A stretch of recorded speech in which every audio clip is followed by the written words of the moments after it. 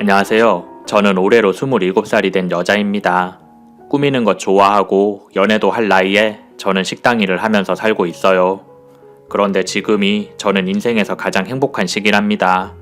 아직 젊은 나이지만 그동안 힘든 일을 너무 많이 겪었거든요. 그 이야기를 한번 해보려고 이렇게 사연을 보냈습니다.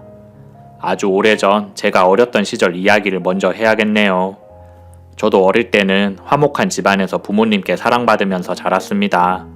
아버지는 작은 사업체를 운영하고 계셨고 엄마는 학교 선생님이었죠.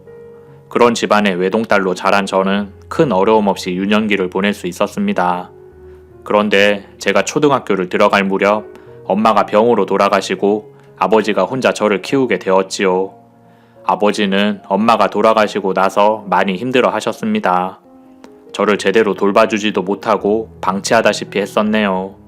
그러다 보니 사업도 잘 되지 않았고 결국 아버지의 회사는 부도가 나버렸습니다. 크게 낙심한 아버지는 재기할 생각도 하지 못하고 속상한 마음을 술로 달래면서 살아가더군요. 덕분에 저는 일찍 철이 들었습니다. 10살 때부터 저는 혼자 힘으로 밥도 해먹으면서 살았네요. 아직은 엄마한테 응석도 부리고 할 나이였는데 국 끓이고 밥 짓는 법부터 배워야만 했습니다. 처음에는 모든 게 서툴렀는데 그것도 하다 보니 요령이 생기더군요. 지금 생각해보면 그 어린 나이에 어떻게 그렇게 해왔는지 모르겠네요. 힘들 때면 돌아가신 엄마가 너무 그리워서 이불을 뒤집어 쓰고 울었던 적도 많았습니다. 우는 소리를 들으면 아버지가 역정을 내셔서 몰래 울어야만 했죠. 그렇게 살다 보니 저도 어느새 고등학생이 되었습니다. 아버지는 한 번씩 돈을 벌어오긴 했지만 가정 형편에 큰 도움이 되지는 않았고 술값이 더 많이 나가는 것 같았네요. 하루라도 술을 마시지 않는 날이 없었죠. 아버지는 심각한 알코올 중독이었습니다. 술을 마시면 취해서 제게 소리를 지르고 물건을 부수더군요. 어릴 때는 그럴 때마다 다른 방으로 피해 있었는데 고등학생이 되고 나자 저도 반항심이 생겼습니다. 하루는 술에 취해서 난동을 부리는 아버지에게 언제까지 이러고 살 거예요? 지금까지 한 번이라도 아버지 노릇 제대로 해본 적 없잖아요. 이렇게 무책임하게 굴 거면 도대체 날 왜 낳은 거야? 라며 화를 냈습니다. 그동안 참고 살았던 울분이 그 순간 터져버렸지요. 그러자 아버지가 화가 잔뜩 났는지 눈이 벌게져서는 내게 해서는 안 될 말을 해버렸습니다. 그래, 너 말 한번 잘했다. 나도 그때로 다시 돌아가면 널 안 데리고 왔을 거야. 친딸도 아닌 너를 지금까지 키워줬으면 됐지 더 이상 뭘 바래? 그 말을 듣고 저는 머리를 한 대 얻어맞은 기분이 들더군요. 친딸이 아니라니 그게 무슨 말이에요? 지금까지 그런 말 한 적 없었잖아요. 저는 아버지의 말을 못 믿겠다면서 아무리 술에 취했어도 딸한테 그런 거짓말을 하는 건 아니라고 했습니다. 그러자 아버지가 내게 사진을 한 장 보여주더군요. 갓난 아기를 안고 있는 젊은 여인의 사진이었습니다. 아기 엄마라고 하기에는 애때어 보이는 외모가 저를 꼭 닮았더군요. 이걸 보고도 모르겠어? 넌 보육원에서 데려온 아이야. 넌 너무 어려서 기억이 없겠지만 우리가 널 데려와서 키운 거라고. 자세하게는 모르지만 아마 그 사진 속의 여자가 네 친엄마일 거다. 아버지의 말에 저는 엄청난 충격을 받았습니다. 18살에 내가 받아들이기에는 너무 무거운 진실이었죠. 그날 이후 저는 아버지의 얼굴을 바로 쳐다볼 수 없었습니다. 피 한 방울 안 섞인 사람이라고 생각하니 아버지가 아니라 남처럼 느껴지더군요. 그런 생활을 도저히 견딜 수가 없어서 저는 고등학교를 졸업하자마자 집을 나와버렸습니다. 아버지도 내게 정이 없었는지 방을 구할 보증금을 조금 내주면서 순순히 나가라고 하더군요. 그리고 내가 어떻게 사는지 궁금해하지도 않았습니다. 몇 달이 지났는데도 연락 한번 안 하더군요. 저도 더 이상 미련이 없어서 아버지와는 인연을 끊고 지냈네요. 집을 나와서 혼자 살면 마음이 편할 줄 알았는데 이제 막 성인이 된 여자에게 세상은 가혹하기만 했습니다. 방값을 내려면 돈을 벌어야 했고 저는 닥치는 대로 일을 했었지요. 그런데 일을 하는 동안 너무 힘든 일을 많이 겪었습니다. 처음 아르바이트를 했던 편의점에서는 실컷 일만 하고 돈을 받지 못했지요. 점장은 온갖 핑계를 대며 아르바이트비를 미루더니 나중에는 말도 안 되는 누명을 씌워서 저를 쫓아내더군요. 그땐 제가 너무 어려서 어디에 신고를 해야 되는지도 몰랐습니다. 그러다가 냉면을 파는 식당에서 일을 하게 되었는데 거기서는 사장한테 성추행을 당해서 일을 그만두게 되었죠. 식당 사장한테는 사과도 받지 못했고 오히려 내가 꽃뱀으로 몰려서 고초를 겪어야만 했습니다. 억울하고 분한 마음이 들었지만 어리고 가난한 저를 편들어주는 사람은 한 명도 없더군요. 그 시절에 저는 세상에 대한 원망으로 가득했습니다. 날 버린 친모도 미웠고 무책임한 아버지도 미웠지요. 왜 하필 내게만 이런 일들이 일어나는지 도저히 알 수가 없었습니다. 그렇게 살아가다 보니 돈이 다 떨어져서 방값을 낼 수가 없었습니다. 돈이 자꾸 밀리자 집주인은 보증금에서 월세를 제하겠다고 하더군요. 하지만 그것도 오래가지 못했습니다. 결국 보증금이 다 깎여 나가고 저는 무일푼으로 거리에 나앉게 생겼지요. 한동안은 친구들 집을 전전하며 신세를 지고 살았습니다. 그러다가 우연히 지방에 있는 공장에서 일자리를 구한다는 글을 보았는데 숙식 제공이 된다는 말에 뒤도 돌아보지 않고 지원을 했습니다. 그 공장은 외딴 산속에 있는 식료품 가공업체였지요. 공장이 너무 외진 곳에 있어서 직원들이 숙식을 할 수 있는 기숙사가 따로 마련되어 있었습니다. 물론 다른 사람과 함께 방을 써야만 했고 시설도 열악했지만 이것저것 가릴 처지가 아니었네요. 짐이라고 할 것도 없었고 단촐하게 가방에 갈아입을 옷까지만 넣어서 기숙사에 들어갔습니다. 일이 힘들다고는 들었지만 일단 보증금 마련할 돈이 모일 때까지는 버텨보기로 했었지요. 따로 나가는 돈이 없으니 월급만 잘 모으면 금방 나갈 수 있겠다고 생각했습니다. 그 공장에는 저처럼 단기적인 목표로 온 사람들도 있었고 오래 일을 해온 사람들도 있었지요. 생각보다 나이 드신 분들도 많았습니다. 가서 보니 제가 제일 어린 축에 속하더군요. 그래서 그런지 그곳에서의 생활도 쉽지는 않았습니다. 힘든 일 하는 사람들이 모여 있다 보니 상하관계를 철저하게 따지는 분위기더군요. 새로 들어온 신입인데 나이도 어리니 그 계급 사회에서 저는 언제나 막내 취급을 당했습니다. 공동생활을 하다 보면 지켜야 될 규칙들도 많았고 다 같이 해야 되는 일이 생기게 마련인데 저는 막내라는 이유로 항상 힘들고 귀찮은 일을 맡아야만 했습니다. 기숙사 생활하면서 해야 되는 온갖 허드렛 일을 전부 저보고 하라더군요. 어딜 가나 텃세 부리는 사람들은 있지만 그곳은 바깥 세상이랑 단절되다시피 한 공간이라서 그런지 유독 텃세가 더 심했습니다. 일을 할 때도 저만 은근히 따돌림 당하는 분위기가 되더군요. 같은 작업장이라고 하더라도 사람들이 기피하는 라인이 있는데 저는 항상 그곳에 배치되었습니다. 덕분에 저는 몸에 파스 냄새가 가실 날이 없었죠. 공장에서도 쉴 새 없이 일을 해야만 했고 기숙사에 들어와서도 허드렛 일 하느라 맘 편히 쉬지를 못하니 나중에는 몸이 힘들어서 입술이 다 터지더군요. 특히 같은 방을 쓰는 언니 한 명이 유난히 저를 싫어했습니다. 그 공장에서 누구보다도 오래 일을 했던 언니였는데 일을 잘해서 관리자들한테도 인정을 받았고 그래서 그런지 다른 사람들도 그 언니를 함부로 대하지 못했지요. 한마디로 그 기숙사에서 가장 높은 계급에 있는 사람이었습니다. 바로 그 언니가 저를 그렇게 괴롭히더라고요. 그 언니는 저를 마치 군대에 후임대하듯이 했습니다. 내게 말을 할 때도 언제나 명령하듯이 했고 말을 듣지 않으면 무서운 얼굴로 제게 화를 내더군요. 그런 게 기분 나쁘면 일을 그만두고 공장을 나가라고 했습니다. 지금 생각해보면 그 언니가 내게 그렇게 한 이유는 우습게도 제가 일을 너무 잘해서였던 것 같네요. 나중에 들은 이야기인데 그 언니는 일 잘하는 신입이 들어오면 공장에서 자기 위치가 흔들릴까봐 그렇게 괴롭히곤 했답니다. 하지만 저는 공장을 그만둘 수 없는 사정이 있었지요. 그곳이 아니면 당장 갈 곳이 없었거든요. 들어온 지 얼마 되지 않아 모아둔 돈도 없었고 돈 한 푼 없이 공장을 나가면 노숙자가 되어야 했습니다. 그래서 힘들고 치사해도 참으면서 버틸 수밖에 없었죠.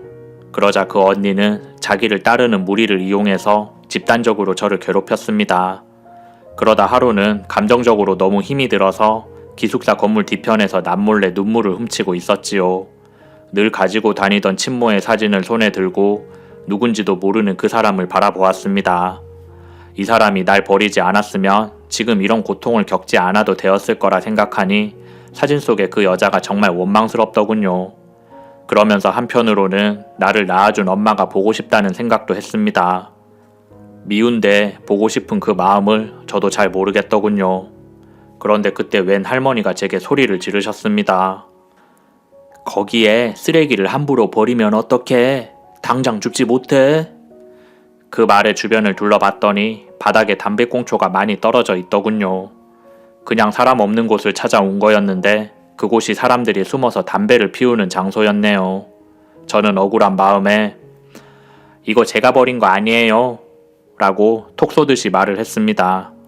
그 할머니는 공장 기숙사에서 지내면서 건물 청소일도 하고 각종 쓰레기나 오물을 처리하기도 하는 사람이었죠. 말로는 건물 관리인이라고 하는데 그냥 기숙사 안에서 허드렛 일 하는 사람이었습니다. 저도 몇 번 마주친 적이 있었는데 항상 무서운 표정을 하고 다니는 분이셨죠. 인자함이랑 거리가 멀었고 웃는 얼굴을 한 번도 본 적이 없습니다. 그래서 저뿐만 아니라 다른 사람들도 그 할머니를 마주치지 않으려고 피해 다녔죠. 뒤에서 수군거리면서 흉을 보는 사람들도 많았습니다. 암튼 그 할머니가 내 앞에 서서 담배꽁초를 주우라고 불호령을 내리셨지요. 저는 안 그래도 속이 상해 있었는데 청소하는 할머니까지 나서서 저를 괴롭히니 속이 완전히 뒤집어졌습니다. 억울하고 힘든 마음이 순간적으로 터져 나오더군요. 그거 제가 버린 거 아니라고 말씀드렸잖아요. 안 그래도 힘들어 죽겠는데 할머니까지 저한테 왜 그러세요? 그리고 청소하는 일은 할머니가 하는 거지 제가 하는 게 아니잖아요. 그러니까 나한테 그러지 말고 할머니가 치워요. 내가 바락바락 대들면서 말을 하자 할머니가 무섭게 나를 노려보더군요. 저는 그러거나 말거나 내 할 말만 하고 급하게 그 자리를 피했습니다. 사실 그렇게까지 심하게 말을 할 건 아니었는데 그동안 참고 있던 감정이 터져 나와서 괜히 할머니한테 화풀이를 한 거였죠. 방에 와서 곰곰이 생각을 해보니 아무리 그래도 내가 너무 심하게 말을 한 것 같았습니다. 할머니도 말을 곱게 한 건 아니었지만 그래도 내가 나이도 한참 어린데 버릇없이 굴었다 싶었네요. 조금 미안한 마음이 들어서 저는 음료수를 한 병 사들고 할머니가 지내는 방으로 찾아갔습니다. 할머니는 창문도 없는 제일 구석진 방에서 혼자 지내고 있더군요. 제대로 된 방도 아니었고 창고로 쓰던 공간에 살림살이를 갖다 놓고 사는 것 같았습니다.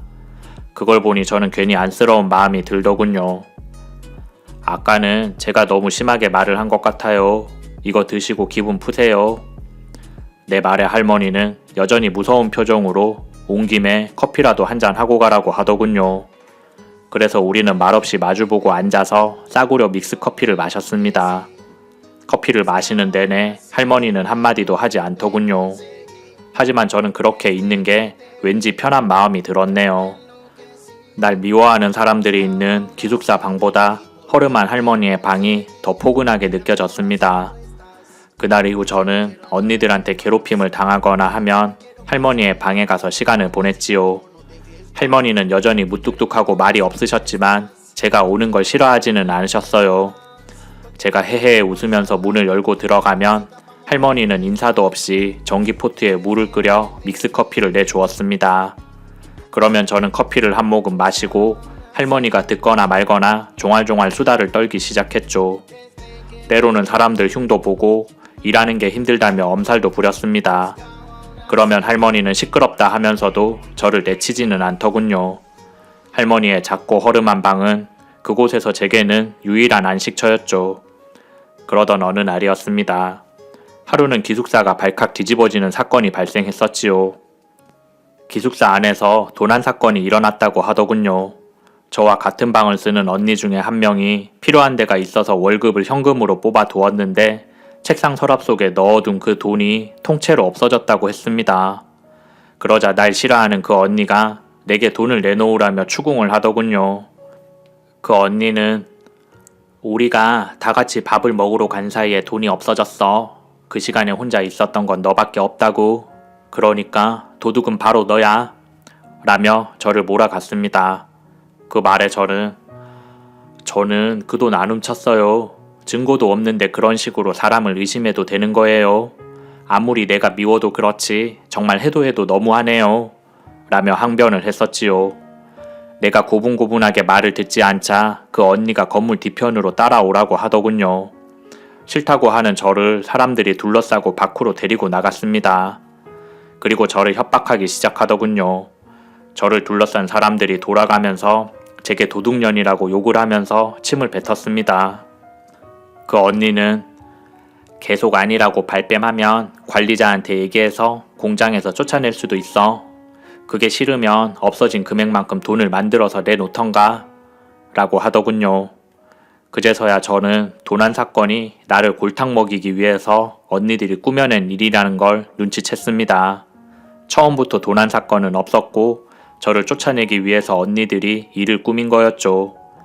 그래서 저는 내가 왜 그 돈을 물어줘야 되냐며 강하게 말을 했죠. 나이도 어린 동생한테 이러는 게 부끄럽지도 않으세요? 사람이 창피한 줄 알아야지. 계속 그러면 나도 더 이상 못 참아요.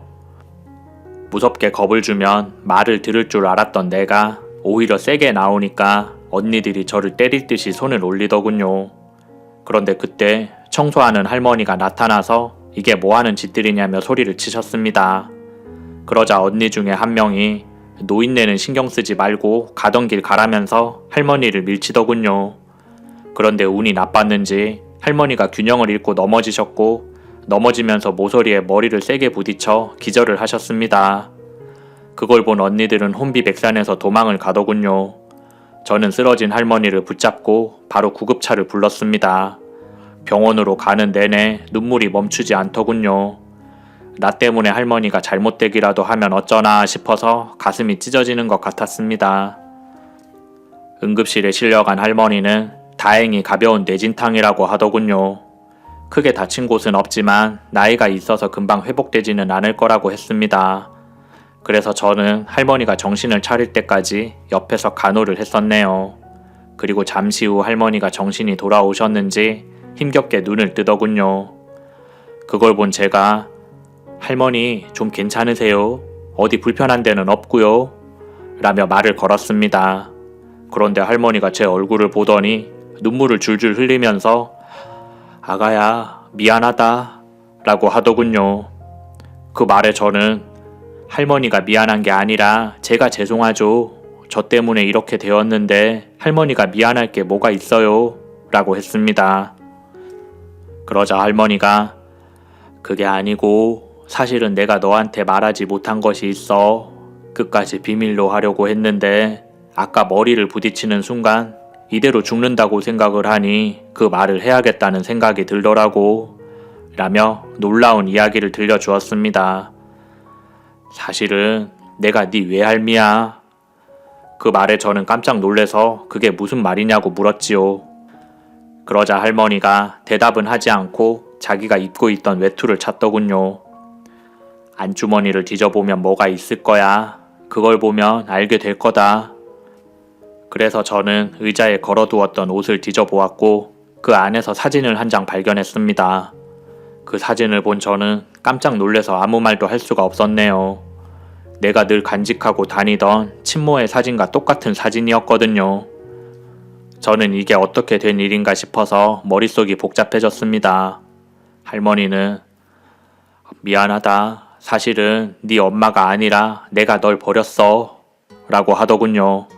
그렇게 저는 제 출생의 비밀을 듣게 되었네요. 제 친모는 어린 나이에 이웃사람에게 몹쓸 짓을 당하고 임신을 해버렸다고 했습니다. 그걸 알게 된 할머니는 수술을 하자고 했는데 제 친모가 반대를 했었대요. 아이가 무슨 죄가 있냐며 자기가 낳아서 키울 거라고 했답니다. 태아도 생명인데 그렇게 죽일 수는 없다며 사흘 밤낮을 울면서 고집을 부렸다고 하더군요. 그렇게 내가 세상에 태어나게 되었고 친모는 나를 낳고 나서 몸이 안 좋아져서 병치레를 했다고 했습니다. 출산이 임박해서 임신 중독 증상이 생겼는데 출산 후에 제대로 치료를 받지 못해서 몸이 완전히 망가진 거였죠. 어린 아기에게 젖도 제대로 못 물리고 병상에 누워만 있었다고 하더군요. 그러자 할머니는 이대로 아이를 키우는 건 못할 짓이라며 저를 보육원에 맡겨버렸다고 했습니다. 그걸 알게 된 친모는 슬픔에 빠져버렸고 얼마 후 세상을 떠났다고 하더군요. 친모가 죽고 나자 할머니는 본인이 엄마에게서 아이를 떼놓는 바람에 딸이 죽은 것 같다며 평생 죄책감에 시달렸다고 했습니다. 제가 일찍 입양이 되는 바람에 아이를 다시 찾아올 수도 없었다고 하더군요. 그 후 할머니는 슬픔에 빠져 온갖 고생을 다 하면서 살았다고 했습니다. 그러다가 지금은 젊은 시절에 일했던 인연으로 공장 기숙사에 들어와서 청소 일하면서 살고 있다 하더군요. 그러다가 우연히 널 보게 되었고 죽은 내 딸이랑 너무 닮아서 깜짝 놀랬었지. 처음에는 내가 헛것을 보는 줄 알았어. 그런데 어느 날 네 손에 들린 사진을 보고 진실을 알게 되었단다. 하지만 네가 날 원망할 것 같아서 그동안 말하지 못했어. 못난 할미를 용서해다오. 그 말을 하면서 할머니는 하염없이 눈물을 흘리더군요. 저도 눈물이 멈추지 않았습니다. 반가움인지 원망인지 모를 감정이 들어서 마음이 복잡하더군요. 그래도 울면서 사과하는 할머니를 보니 그동안 쌓여왔던 미운 감정들이 사라지는 것 같았습니다. 얼마 후 할머니는 퇴원을 했고 저도 공장 기숙사로 돌아와서 일을 시작했습니다. 그런데 하루는 할머니가 저를 방으로 부르시더군요. 제가 들어가자 할머니가 낡은 가방 하나를 제게 주시면서 난 이제 공장을 나가야 될 것 같아.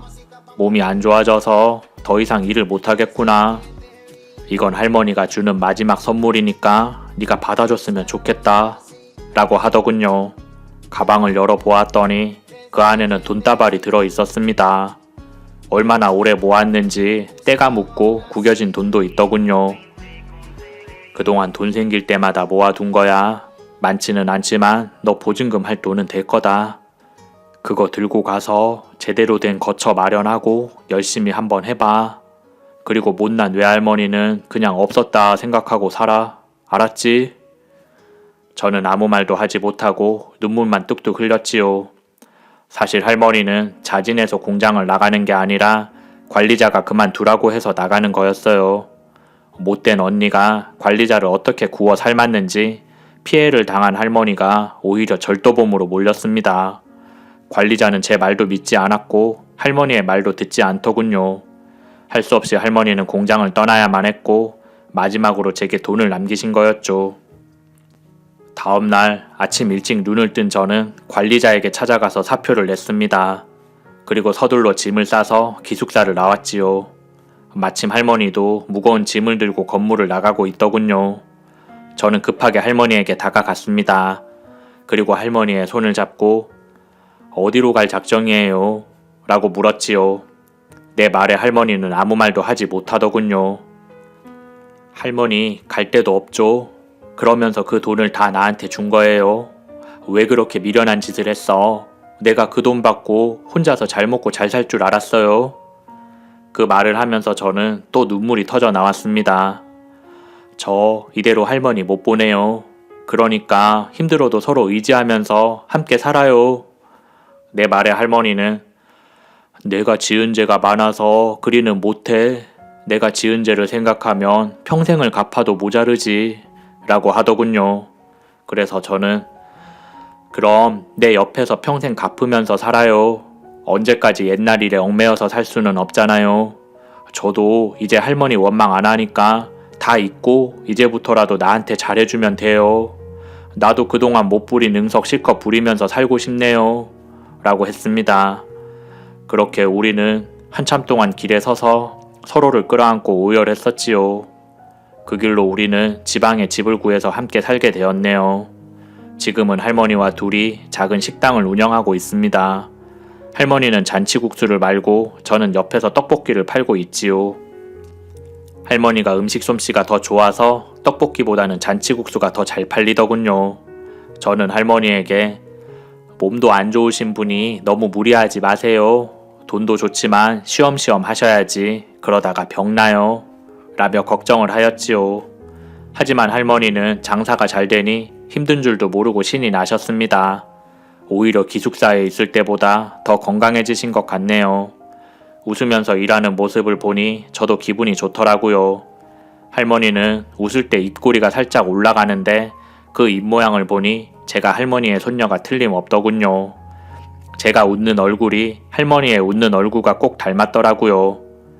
요즘은 할머니도 나도 매일 웃으면서 지낸답니다. 살아오면서 지금까지 행복한 시절이 없었네요. 이렇게 만나게 된 인연에 감사하면서 살고 있습니다. 제 이야기는 여기까지 할게요.